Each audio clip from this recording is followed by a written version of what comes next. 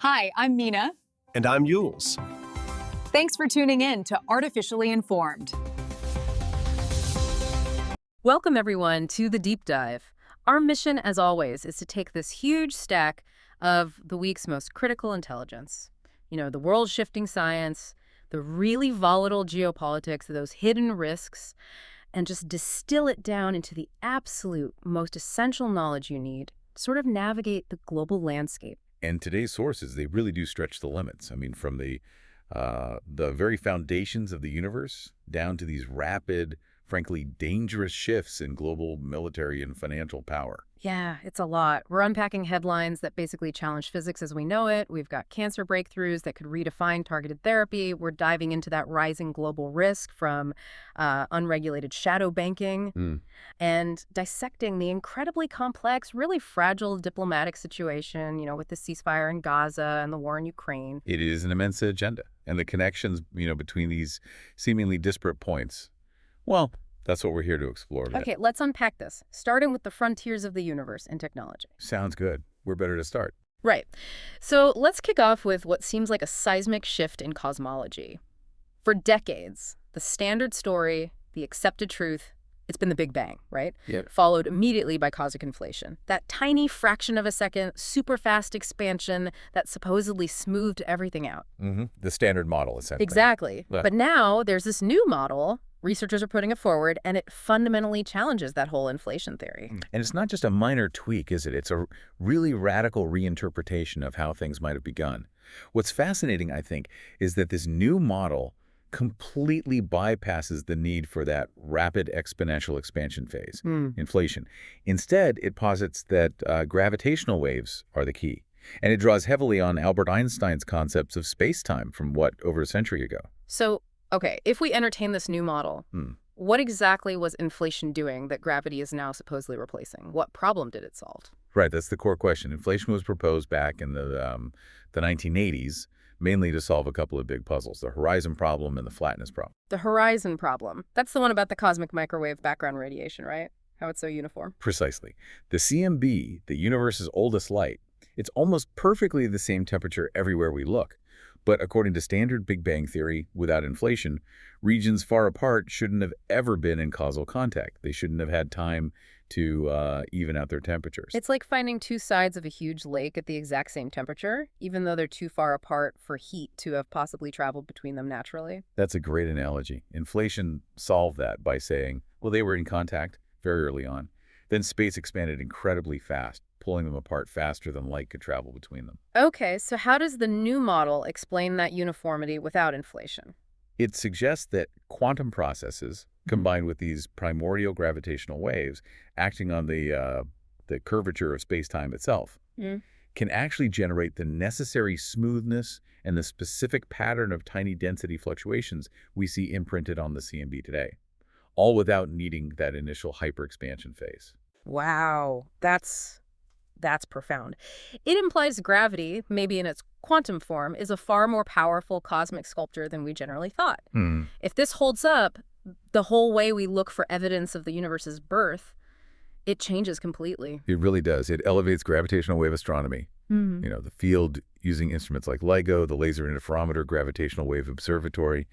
It lifts it from being a tool primarily for studying things like black hole mergers into potentially the primary tool for probing the universe's origin. So the key is detecting specific signatures. Exactly. Testing this gravity-only model against the inflation model, it hinges entirely on detecting faint, specific patterns in gravitational waves from those very first moments. It really shifts the focus of observational cosmology. Okay, moving from cosmic origins to maybe cosmic structure, we also saw this really fascinating discovery. Researchers at ICAR, the International Center for Radio Astronomy Research, about how galaxies are connected. Ah, yes, the cosmic wave in action. They found direct evidence of it. Specifically, they detected this enormous, almost unimaginable bridge, 185,000 light years long, made of neutral hydrogen gas. And it's connecting two dwarf galaxies, NGC 4532 and DDO 137. They're about 53 million light years away over in the Virgo constellation. 185,000 light years of gas? That sounds like some kind of cosmic superhighway. It basically is. Yeah. And it's critical because neutral hydrogen, that's the raw fuel, the unadulterated stuff needed for star formation. This finding really underscores that galactic evolution isn't happening in isolation. These huge gas structures, these filaments, they let galaxies exchange material, literally the building blocks for new stars. Yeah. It proves that even these relatively small dwarf galaxies, 53 million light years away, they're still interacting, feeding each other, driving future star birth. Incredible, just linked across these vast invisible structures. A cosmic web Well, made visible, in a way. Okay, let's flip the telescope back towards Earth now. Let's look at that fierce technological struggle, specifically between the US and China over semiconductors. US export controls, they were explicitly designed to, well, hobble China's progress in advanced chips. And our sources detail the fallout, specifically China's big push for self-reliance. Yeah, those controls are definitely biting. You can see it forcing China to accelerate its domestic manufacturing efforts. We saw Amy's Technology, a Chinese manufacturer, showcasing its own homegrown lithography equipment. This was at the Wasemi Bay Expo down in Shenzhen, China. And lithography, just to remind everyone, that's the crucial printing process for making chips. Right. And the sources noted that the Amy's equipment currently supports, what was it, 90 nanometer nodes? For the listener, maybe put that in context. What does 90 nanometers mean compared to the global cutting edge? Well, it means they're lagging. Quite significantly, actually. The global state-of-the-art being produced by companies like the Dutch giant ASML, which the U.S. is heavily controlling access to, they're already down at the 3 nanometer, even pushing towards 2 nanometer nodes, so 90 nanometer. To put that in perspective, that was the global standard back in the early 2000s. It was used mostly for, basic computer parts, specialized industrial chips, maybe automotive chips, but that was 20 years ago.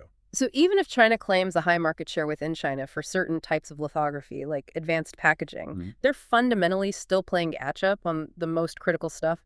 The advanced logic chips needed for AI, high-performance computing, military tech. Precisely. Their drive for self-reliance, it's clearly motivated by national security concerns, by wanting independence. But the technological gap, especially at the leading edge, it's vast. And bridging it needs not just immense capital, but also somehow overcoming those really stringent export controls on specialized tools and materials. It's a huge challenge. And staying within that high-stakes national security arena, we also have this major cyber warfare allegation from China, and it concerns a really sensitive target. Yes, China's Ministry of State Security, the MSS, they went public with this. They accused the U.S. National Security Agency, the NSA, of initiating a pretty sustained cyber attack against China's National Time Service Center. And they claimed this started back in March 2022. The Time Service Center, why target that? It almost sounds mundane, not like a primary military objective. Oh, it's absolutely a primary objective, not mundane at all. Think about it. The National Time Service Center, that's the anchor for all synchronized operations in a country. Military command and control, financial market transactions, power grid management, telecommunication networks. Everything relies on precise, unified time. So if you can control or disrupt or sabotage a nation's definitive time source, you can create absolute chaos across all critical infrastructure. Ah, okay, I see. China claims the NSA's explicit goal was, 1, to steal state secrets related to timing technology, and 2, to prepare for potential cyber sabotage. Basically, to have the ability to disrupt the very foundation of synchronized national operations. It really highlights that intense, mostly unseen conflict happening constantly in cyberspace. Definitely. Okay, let's pivot back to technology that's, well, hopefully less contentious and more revolutionary in a positive way. This new compact laser developed by researchers. It was a collaboration between NTNU, the Norwegian University of Science and Technology, and EPFL, the École Polytechnique Fédérale de Lausanne in Switzerland. Right, this is genuinely exciting. It addresses a really old problem in precision optics. How do you make high-performance laser equipment small, cheap, and robust enough for mass applications? This new compact laser, it uses microchip technology, often called silicon photonics.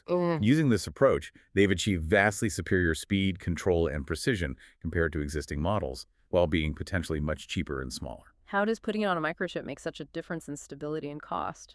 Well, traditional high-precision lasers, they're often bulky, mechanically complex, and expensive. They need careful tuning with physical components. By essentially fabricating the key laser components directly onto a silicon microchip, using the same kind of processes used for computer chips, they achieve extreme stability. The components are locked in place, and they could achieve very precise frequency tuning electronically. Plus, it opens the door to rapid, low-cost mass production using existing semiconductor foundry techniques. And the big application everyone jumps to immediately is LiDAR navigation, right? for autonomous vehicle. Yes, that's definitely a major one. Better laser precision means better LiDAR. It gives self-driving cars and drones faster, more reliable 3D sensing, better range, better resolution. But the impact is potentially just as large in global fiber optic communication. That stability and easy frequency tuning, that's essential for packing more data channels onto existing fiber networks, moving ever-increasing volumes of data around the world. So it's an efficiency boost that could underpin the next generation of the internet, 5G, 6G, smart infrastructure, lots of potential. Okay, fascinating. Now let's move into the world of artificial intelligence. Our sources highlighted a pretty major reality check, I guess, regarding the hype around large language models. This situation with OpenAI's GPT-5 and its supposed mathematical breakthroughs, it was, well, frankly embarrassing. It really was a classic example, wasn't it, of the industry maybe prioritizing sensational claims over rigorous verification. You had these initial reports suggesting GPT-5 had achieved this huge milestone, solving math problems that had stumped human experts for ages. And the media, well, it ran with it, generated massive buzz. So what specifically got debunked and who did the debunking? It came pretty swiftly from the actual scientific and mathematical community, including some prominent figures like Demis Hassabis, the CEO of Google DeepMind. He publicly questioned the claims quite early on. It turned out the alleged solutions, well, either the problems weren't actually unsolved or the AI's methodology was fundamentally flawed. It wasn't producing rigorous, verifiable proofs in the way mathematicians require. It really underscored the fact that while these AI models are incredible at pattern recognition, language generation, summarizing text, they often struggle with that kind of formal, provable, logical reasoning that's essential for high-level mathematics. Which raises a serious question about accountability, doesn't it? Yeah. How do these developers balance the immense pressure to excite investors and the public with the responsibility to present truthful, validated results? That's the constant tension, isn't it? Marketing versus science. And when the underlying tech, the actual mechanism inside the black box of the model is so opaque even to its creators sometimes, the responsibility falls squarely on the developers to rigorously verify any claims before they go public. When experts like Hassabis have to step in and publicly correct the record, it really undermines trust, not just in OpenAI, but potentially in the whole field of advanced AI research. People start wondering what else is hype. And that lack of maybe clear boundaries or accountability seems to extend directly into this other massive ethical controversy brewing. OpenAI is reportedly planning to enter a highly sensitive, really intimate commercial market. That's the report, yes. That ChatGPT is planning a pretty controversial expansion, enabling it to engage in erotic conversations. And the timeline mentioned was potentially starting in December. It seems like a clear strategic move to commercialize intimacy, to tap into the adult entertainment market. The ethical implications there just seem enormous. Oh, they are. Critics are pointing to really severe concerns. First, privacy. Where is this incredibly intimate, sensitive conversational data being stored? How is it secured? Who has access? Then there are the psychological concerns, the potential for users to form unhealthy attachments or develop unrealistic expectations about intimacy and relationships by interacting with a non-human, commercially driven AI. It essentially commodifies the emotional and sexual landscape in a way we've never really seen before at scale. Now, I suppose the counter-argument from the industry side might be that it provides a safe, private space for people to explore identity or desires without judgment. That is the argument you hear, yes, that it offers a non-judgmental outlet. But we really have to consider the longer-term societal impact. If AI starts to define or even heavily influence our emotional and sexual realities, what does that do to human connection? And crucially, the questions around consent, regulation, potential harms, especially to vulnerable users, it's largely uncharted territory. This is pushing a really significant boundary in ethical computing. Definitely feels like a major line being crossed, or at least approached very quickly. All right, let's shift focus now to human health. We've got some genuinely exciting news on the cancer front, starting with a novel anti-cancer therapy developed by researchers over at the Francis Crick Institute in the UK, working with Vividian Therapeutics. Yes, this is really notable because it tackles that age-old problem with cancer treatment, systemic toxicity, the side effects that often limit chemotherapy. This new experimental compound, it successfully inhibited tumor growth. They tested it in preclinical trials using lung and breast tumor models, and it works by targeting specific, critical signaling pathways that cancer cells absolutely rely on to proliferate and survive. So it's less like carpet bombing the whole body and more like a targeted strike, hitting the cancer's internal communication lines. Precisely. It works by blocking a key protein that's essential for the signaling cascade within the cancer cell. But the crucial achievement here, based on the preclinical data, is that it seems to do this while preserving healthy cells. That leads to a much more favorable safety profile in the models, less collateral damage. If this translates successfully into human trials, it could mean treatments with far fewer of those devastating side effects we associate with traditional chemo. It really represents that idealized vision of targeted, personalized medicine. That's fantastic news. And staying with breast cancer, there's also a vital new warning emerging. This one connects diet and metabolism, specifically to triple-negative breast cancer, or TNBC. Right. This research establishes a really strong molecular link between lipid metabolism, basically, how the body processes fats, and the aggressive nature of TNBC. TNBC is particularly challenging because it lacks those 3 common receptors that most conventional hormone therapies target. What this study found is that TNBC cells aren't just passively using lipids for energy, they actually exhibit what the researchers called an addiction to them, for fuel and building blocks. An addiction to lipids. Were specific types of fats implicated? Yeah, the researchers identified that these TNBC cells heavily rely on certain metabolic pathways, like one called fatty acid synthase, FASN. And in mouse models, elevated levels of certain lipids and fatty acids dramatically accelerated tumor growth. Now, this is highly actionable information because it raises a significant warning flag. It suggests that high-fat diets, including popular ones like ketogenic diets, could potentially worsen cancer progression, particularly in patients who might already be dealing with obesity or metabolic syndrome. So the implication is that lipid-lowering therapies, things like statins maybe, which wouldn't normally be frontline cancer treatments, they might become a new strategic approach for TNBC. Absolutely. Opens up a whole new avenue. It highlights the urgent need to really integrate metabolic health considerations into oncology treatment plans, and it provides a potentially powerful new target beyond the usual hormonal or genetic markers, especially for this hard-to-treat cancer subtype. Okay, and one more piece of potentially groundbreaking cancer news. This one involves an unexpected link between cancer immunity and the COVID-19 mRNA vaccine. Yeah, this finding was quite unexpected. It came out of a study looking at cancer patients who were receiving immunotherapy. What they observed was that patients who happened to receive a COVID-19 mRNA vaccine shortly after starting their immunotherapy, they experienced significantly longer survival rates compared to similar patients who didn't get the vaccine around the same time. How on earth does a vaccine for a virus boost the fight against cancer? That seems counterintuitive. Well, the leading theory is that the vaccine acts as a kind of immune-boosting flare. We know mRNA vaccines are designed to provoke a very strong immune reaction. That's how they work. So the idea is, when this potent systemic immune response triggered by the vaccine coincides with the cancer immunotherapy already working, the vaccine might be stimulating key immune pathways, maybe things like toll-like receptors, TLRs. Essentially, it could be supercharging the patient's overall immune system, making it much more aggressive and effective at finding and attacking the cancer cells that the immunotherapy is trying to target. Wow. So a fascinating potential dual use for mRNA tech. Not just prevention, but maybe as an immune booster, an adjuvant in cancer therapy. Potentially, yes. It's early days, needs more research, but it suggests a very interesting synergistic effect that warrants further investigation. Okay, let's broaden the focus now to global health and lifestyle concerns. As we head into respiratory virus season again, infectious disease experts are weighing in on that tricky question.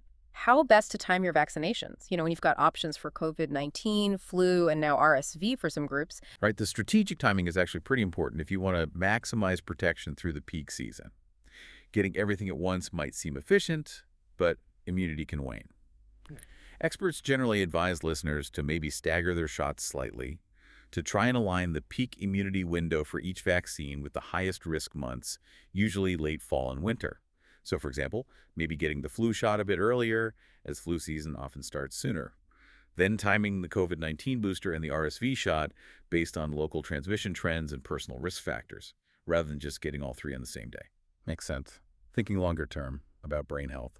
Let's talk about superagers. It sounds like something out of a comic book, but apparently it's a very real neurological phenomenon. A slight chuckle. Why? It does sound a bit sci-fi, but yes, it's very real. The term was coined by a researcher named Marcel Mizelam. Superagers are basically individuals, typically in their 70s and 80s, sometimes even older, who maintain cognitive function memory, attention that's equal to or even superior to people decades younger. They really defy that typical age-related decline. So what's the secret? What predicts who becomes a superager? Well, genetics likely plays some role, but lifestyle factors seem absolutely paramount based on the research. Two things consistently stand out: high levels of social interaction and continuous mental stimulation, keeping the brain active and engaged. And neurologically, when they study the brains of superagers, they find remarkably slower rates of cortical atrophy. That's the thinning or shrinkage of the brain's outer layer that normally happens with age. And they also tend to have significantly less Alzheimer's pathology, like fewer amyloid plaques and tau tangles, compared to their peers with average cognitive aging. So the takeaway seems pretty clear. Keeping your mind busy and staying socially connected really does appear to be a powerful neuroprotective strategy. It certainly looks that way. Use it or lose it, applied to the brain. Okay, well, speaking of stimulation, perhaps overstimulation, we have a pretty sobering statistic from Hong Kong. This comes from the Look Up Hong Kong survey, and it's about smartphone adoption among really young children. Yeah, the data is quite alarming. This nonprofit group found that over half of children aged just 6 to 10 in Hong Kong already own their own smartphones. And critics, including the nonprofit, fear this early, often unrestricted access is a major contributor to rising anxiety, sleep problems, and other mental health concerns we're seeing in young people. 6 to 10 years old, that just seems shockingly young for full personal access to the entire digital world. It really is. And the nonprofit is actively promoting something called a parent pact, urging parents collectively to try and delay personal smartphone ownership until at least age 14. But here's the sharp irony they found. 76% of the parents surveyed admitted they felt unable to live without their own devices. Oof. Yeah. It just demonstrates the depth of this societal dependency on technology, which makes it incredibly difficult for parents to model healthy boundaries or enforce rules for their kids when they're struggling themselves. A really tough situation. Okay, let's pivot now out into space. Looking at new discoveries about our neighbor, Mars, scientists have been using instruments on orbiters from both ESA, the European Space Agency, and NASA, the National Aeronautics and Space Administration, studying ozone on Mars. That's right. And they discovered something quite interesting: extensive ozone accumulation happening during the Martian polar night. In the winter darkness at the poles, we tend to think of Mars having this very thin atmosphere constantly bombarded by radiation. But this shows there are more complex seasonal dynamics happening. So what does finding ozone, even seasonally at the poles, tell us about Mars? Why is that significant? Well, it's potentially vital for the ongoing search for signs of ancient life. Here on Earth, our ozone layer is our natural shield against harmful UV radiation from the sun. Life as we know it couldn't exist on the surface without it. So if Mars, at some point in its past, had a more substantial atmosphere, perhaps with periods of significant ozone shielding, even if only seasonally or regionally, it increases the likelihood that surface conditions could have been more hospitable, maybe protective enough for microbial life to emerge or survive near the surface. Understanding the history of Martian ozone helps us refine where and how we search for that evidence of ancient life. Got it. Meanwhile, back here in the near-Earth neighborhood, the current space race seems to be heating up again, specifically regarding ambitions for the moon. Absolutely. China has been very explicit about its ambition. They want to position themselves to return Chinese astronauts or taikonauts to the moon ahead of NASA's planned Artemis missions. This would be a huge deal, geopolitically and symbolically. The U.S. has been the only country to achieve human lunar landings, and the last one was way back in 1972. So China potentially getting there next, before the U.S. returns, is being watched very, very closely. It's a matter of national prestige and technological prowess. And speaking of space dominance, or at least launch dominance, SpaceX just keeps setting records, underscoring that whole rocket reusability model. Yeah, we noted a really significant milestone just recently. SpaceX launched its 10,000th Starlink satellite, which is just an enormous constellation already. But maybe even more impressively, that mission was carried out on the record-breaking 31st flight of a single Falcon 9 first-stage booster. 31 flights for the same rocket. 31. It's a truly remarkable testament to their engineering and the whole economic model behind rapid high-frequency reusability. It's fundamentally changed the launch market and solidified SpaceX's current command over deploying large satellite constellations in low Earth orbit. Okay, let's transition now. We need to move into some of the most complex and volatile geopolitical flashpoints, starting with Gaza. And we have to be really clear here. We're reporting the claims and events as sourced impartially. The situation is incredibly fragile, and the narratives coming from different sides are starkly conflicting and highly charged. Absolutely. Neutrality is key here. The most immediate diplomatic complication we saw came directly from the U.S. State Department. They issued a very severe warning. They said they had credible reports indicating that Hamas was planning an imminent attack on Palestinian civilians within Gaza, and the U.S. explicitly stated that such an action would violate the terms of the ceasefire agreement brokered by President Donald Trump.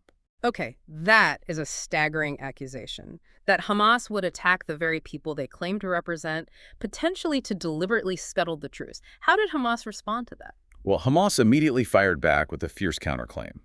They labeled the U.S. warning as pure Israeli propaganda. They argued it was designed simply to create a pretext for Israel to resume its military operations. Furthermore, the Palestinian government media office in Gaza put out its own report, claiming nearly 50 Israeli violations of the truce had already occurred, resulting in 38 deaths. They asserted that the Israeli military was the one responsible for escalating the violence. So, completely conflicting accounts of who broke the ceasefire first. But regardless of the trigger, the violence clearly did escalate. It absolutely did. Following the reported deaths of 2 Israeli soldiers near the border, the Israeli Defense Forces, the IDF, launched intense airstrikes. Reports mentioned over 20 sites hit in Rafah, in southern Gaza, and other areas. And Israeli Prime Minister Netanyahu has been completely unequivocal. He stated publicly that the war will continue until Hamas is disarmed. This signals pretty clearly that Israel's core objective remains the total dismantling of Hamas's military capability, regardless of international pressure for a longer ceasefire. And what was the immediate humanitarian consequence of this renewed fighting? Israel declared that the crucial Rafah border crossing, the main entry point for aid from Egypt, would remain closed. This severely restricts the flow of essential humanitarian aid, food, medicine, fuel into Gaza, worsening what is already a dire humanitarian crisis for the civilian population. Now, before we move off Gaza, there was also that fascinating and apparently quite damaging diplomatic friction reported within the U.S. mediation team itself. Yes, that detail really highlights just how high-stakes and delicate this diplomacy was. Reports surfaced indicating that key Trump aides involved in the mediation, specifically named were Jared Kushner and Steve Witkoff, felt profoundly.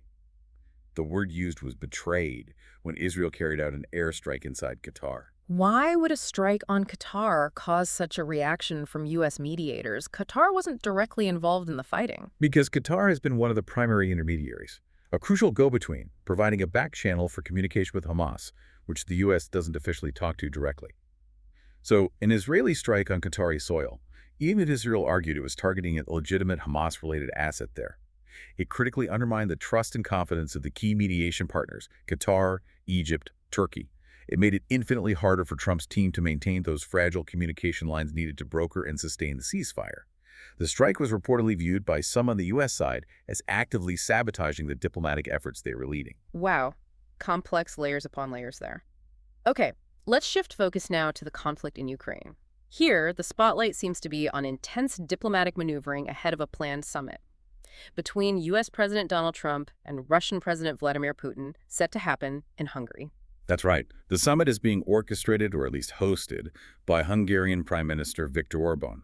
Orban, of course, maintains relatively strong ties with Russia compared to other EU leaders, and he's been positioning Hungary as a kind of peace advocate in Europe. We even saw Serbian President Alexander Vučić predicting this meeting could be historic, potentially paving the way to resolve the Ukraine conflict. But hosting it in Hungary, given Orban's stance, that must have caused some serious ripples, maybe alarm, among other NATO and European Union members. Oh, absolutely. The decision was met with considerable skepticism, even criticism, from Brussels and other European capitals. Some anonymous European diplomats were quoted expressing concern it could be potentially embarrassing for the EU, undermining the United Front. NATO has tried to maintain against Russian aggression. However, Hungarian officials, like one MEP named András Laszlo, they pushed back hard, dismissing the criticism, attributing it to other European leaders being, in his words, jealous children over Orban's perceived influence with President Trump. So diplomatic tensions there too. Now, what's particularly noteworthy in the reports we review is where President Trump has apparently been applying his diplomatic pressure ahead of this high-stakes meeting. Yes. Reports, including one cited from the Financial Times, indicate that Trump has actually been exerting more direct pressure on Ukrainian President Volodymyr Zelensky than on President Putin recently. There was mention of a closed-door meeting where Trump reportedly, quite forcefully, berated Zelensky, urging him to cut a deal with Russia. And the reported terms involved Ukraine potentially ceding the eastern Donbas region to Russia, which of course aligns closely with Russian demands and puts enormous strain on Kyiv to negotiate under duress. Did Trump offer any firm military backing or security guarantees to Ukraine during that same conversation to maybe strengthen Zelensky's negotiating position? Apparently not. The report suggests Trump cautioned Zelensky that supplying certain advanced weapons, specifically long-range Tomahawk missiles Ukraine has requested, was complicated, citing constraints on America's own military resources. Now, this ambiguity about future military aid, it serves as a powerful political lever, doesn't it? And it also plays directly into Russia's warnings. Moscow has repeatedly said that supplying such long-range missiles could jeopardize any potential for peace talks. So it creates this difficult scenario for Ukraine. Do they hold out for critical military aid that might not come? Or do they pursue a fragile potential path to negotiation under terms they might find unacceptable? A very tough spot. And finally, on Ukraine, we should include that sobering external perspective from a highly experienced military leader. Yes. Field Marshal David Richards, the former UK Chief of Defense Staff. He offered a pretty blunt, realistic assessment of Ukraine's current military situation. He stated quite directly that, in his view, Ukraine currently lacks the necessary manpower and, frankly, the scale of sustained Western support required to achieve an outright military victory against Russia's larger forces. Richards believes that a decisive winning outcome for Ukraine would likely necessitate direct, large-scale NATO military intervention, and he views that as highly improbable, given that NATO doesn't currently perceive the conflict as an existential threat demanding that level of direct involvement. It's a very stark assessment of the military realities on the ground. Okay, a grim picture there. Let's transition now to global finance, and specifically this growing concern regulators have about an invisible, or at least less visible threat, the rise of shadow banking. Right. Shadow banking. It's a term for financial activities that happen outside the traditional regulated banking system. Think hedge funds, private equity firms, money market funds, specialized lenders. They perform bank-like functions, lending, credit creation, but they generally operate without the same safety nets. Things like deposit insurance, strict capital requirements, the kind of oversight traditional banks have. So why is this system raising more red flags now? Is it getting bigger, more risky? What's changed, especially thinking back to the 2008 financial crisis, which also involved non-bank entities? Well, experts are warning that signs of fragility are becoming more visible. The system has grown enormously since 2008. We're starting to see significant issues cropping up with bad loans and questionable asset valuations, especially in areas like highly leveraged private credit markets, where these funds lend directly to companies and also in certain commercial real estate portfolios held by these non-bank lenders. And the big danger is interconnectedness. These shadow entities are increasingly linked to traditional banks through short-term funding markets, derivatives, and other complex financial ties.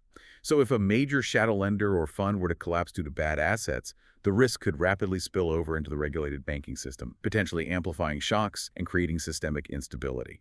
It's a source of risk that's just much harder for regulators to monitor and manage effectively. Okay, so a potential systemic risk brewing in the background. Now, in a completely different but potentially landmark financial development, we saw a legal ruling that seemed to connect finance directly to accountability for human rights abuses. Yes, this could be a truly pivotal moment in establishing corporate legal precedents. A significant court ruling recently held a major financial institution legally accountable for its role, or complicity, in international human rights abuses and widespread violence that occurred in a specific conflict-prone region where it operated. What makes this a landmark is that the verdict establishes a much clearer legal standard.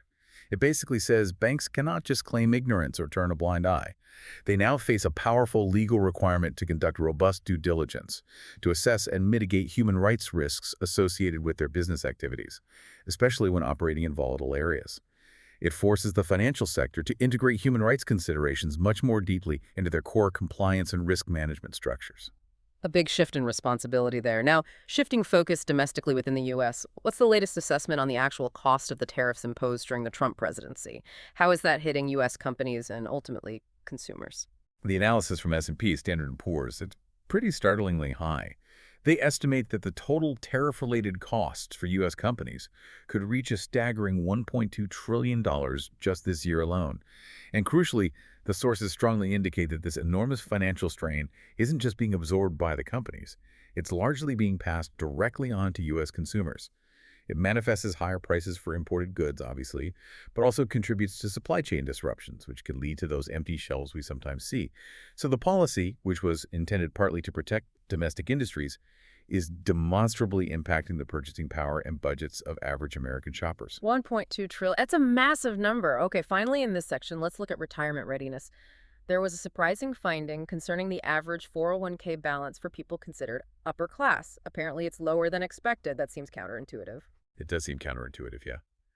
But the data we reviewed shows that the average 401k balance for this higher income demographic is significantly lower than what financial planning experts would typically expect or recommend for their income level. It raises some really interesting questions about financial planning and priorities. One possibility is that these higher income earners might be prioritizing other types of investments outside of traditional retirement accounts, things like real estate, maybe private equity, venture capital, early-stage startups, things that aren't captured in 401k data. It could also suggest, though, that rising living costs, lifestyle inflation, maybe even inadequate financial literacy or discipline, that these factors are affecting saving habits, even among those with higher salaries. They might not be maximizing those tax-advantaged retirement vehicles as much as they perhaps could or should be. Interesting. Even the wealthy might not be saving enough in the traditional sense. All right, let's move into our final section, focusing on accountability, politics, and global crime. Starting with U.S. domestic politics, we saw reports of massive, widespread, nationwide protests. These were organized under the banner No Kings. Yes, these were very significant demonstrations, clearly driven by the political tensions of the moment. Reports mention them unfolding in over 2,500 cities across the country. The main central rally in Washington, D.C. was estimated to draw over 200,000 participants. The movement seemed unified by calls to, as they put it, protect democratic institutions and resist what the participants perceived as authoritarian tendencies or constitutional misconduct by the current Trump administration. What kind of institutional backing did these protests have? Was it purely grassroots? Well, the involvement of major U.S. labor unions was noted as being critical to the scale of the turnout in many cities. That suggests a significant degree of organized collective action opposing the administration's policies or perceived direction. Now, conversely, the Republican response to these mass rallies was highly polarized, as you might expect. Party leaders generally dismissed the protests outright, often using strong language, labeling them as hate America events, or suggesting they were orchestrated by radical out-of-touch elements.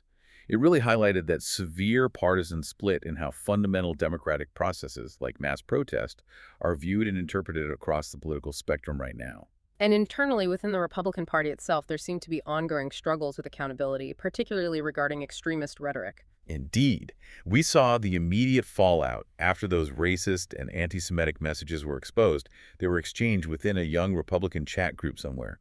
This led directly to the resignation of a state senator, I believe it was in Vermont. And the incident was considered serious enough that the New York GOP suspended its entire Young Republican state chapter. It really forced the party into a difficult internal conversation about how to handle and potentially purge extremist ideologies emerging within its younger ranks. Where's the line and who enforces it? Meanwhile, the power of President Trump's personal endorsement remains perhaps the single most valuable currency within the Republican Party, even for elections years down the road. That was perfectly illustrated, wasn't it? By his very early endorsement of a challenger. I think a Navy veteran seeking to unseat incumbent Republican Congressman Thomas Massie. This is for a Kentucky congressional seat in the 2026 election. The challenger hadn't even officially filed to run yet, according to the reports, but Trump's immediate public backing serves as this incredibly potent political signal. It demonstrates his ongoing, almost unmatched ability to shape the party's future direction and personnel, even years in advance. And finally, on the domestic front, there was that very controversial, frankly bizarre use of AI in political messaging that caught attention. Yes. President Trump shared an AI-generated video. It depicted him, apparently, piloting a fictional jet labeled King Trump. And the video showed this jet bombing protesters on the ground below with some kind of brown liquid. Right. The digital creation itself was certainly unsettling to many.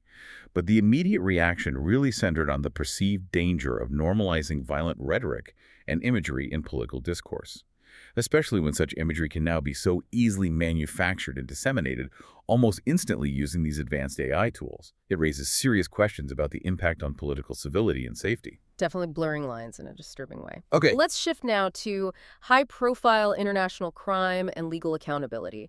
France suffered what one local politician apparently termed an intolerable humiliation. This was related to a brazen daylight robbery at the Louvre Museum in Paris. Yes, this was shocking primarily because of its sheer audacity. It wasn't a stealthy nighttime break-in. A masked gang executed this meticulously planned heist right in broad daylight. And they didn't rely on sneaking past guards, they used brute force. They actually used a truck-mounted basket lift, like the kind utility workers use, to physically reach the second floor Apollon gallery from the outside. And then, in just a matter of minutes, they smashed display cases and stole priceless historical jewels, items linked to Napoleon and Empress Eugenie. The scale of the security failure at one of the world's most famous museums has led to immense public outrage and intense scrutiny of security protocols across France. Unbelievable. Okay, we also have escalating diplomatic tension. This stems from a U.S. military drug interdiction operation down in the Caribbean. Right, this centers on a U.S. military strike against a vessel that the U.S. described as a drug-carrying submarine, or semi-submersible. President Trump himself posted video footage online showing the vessel's destruction. He claimed it was smuggling fentanyl and posed a direct threat to American lives. Okay, but that narrative was very quickly complicated, wasn't it, by Colombia? It certainly was.